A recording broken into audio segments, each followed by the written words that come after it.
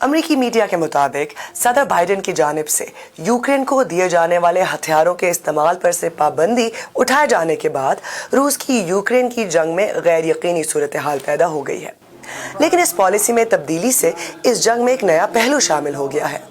اس نئی پالیسی کے نتائج کیا ہوں گے، یہ ابھی غیر واضح ہے۔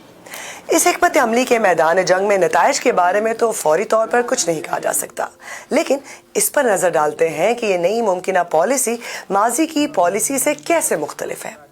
دراصل واشنگٹن نے اپنی اس پالیسی میں نرمی کی ہے جس میں یہ طے تھا کہ یوکرین امریکی ساختہ آرمی ٹیکٹیکل میزائل سسٹم یا ATACM کب کن اہداف کے خلاف استعمال کر سکتا ہے۔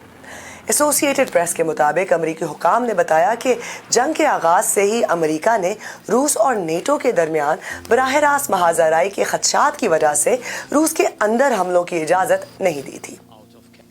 دوسری جانب امریکی محکمہ خارجہ نے ان رپورٹس پر تبصرہ کرنے سے انکار کیا اور یوکرین کی مکمل حمایت کے عزم کا اعادہ بھی۔ روس نے سبکدوش ہونے والی امریکی انتظامیہ پر آگ کو ہوا دینے کا الزام لگاتے ہوئے اس اقدام کی مذمت بھی کی ہے۔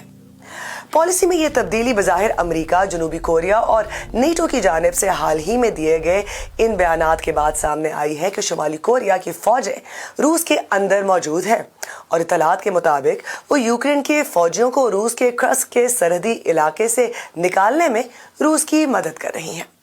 روس بھی آہستہ آہستہ مشرقی علاقے میں یوکرین کی فوج کو پیچھے کی طرف دھکیل رہا ہے۔ روسی صدر پوٹن نے جون میں خبردار کیا تھا کہ اگر نیٹو نے یوکرین کو روسی سرزمین پر حملہ کرنے کے لیے اپنے اتحادیوں کے ہتھیار استعمال کرنے کی اجازت دی تو ماسکو مغربی اہداف پر حملہ کرنے کے لیے دوسرے ملکوں کو طویل فاصلے تک اہداف کو مار گرانے والے ہتھیار فراہم کر سکتا ہے۔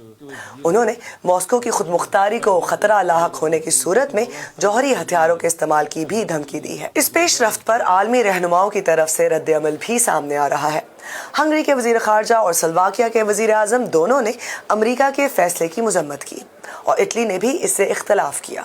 اس سلسلے میں ابھی تک فرانس اور برطانیہ نے اپنا موقف تبدیل نہیں کیا۔ دونوں نے اپنے میزائل جو یوکرین کو دے رکھے ہیں وہ صرف یوکرین کے اندر اہداف پر فائر کرنے کی اجازت دے رکھی ہے۔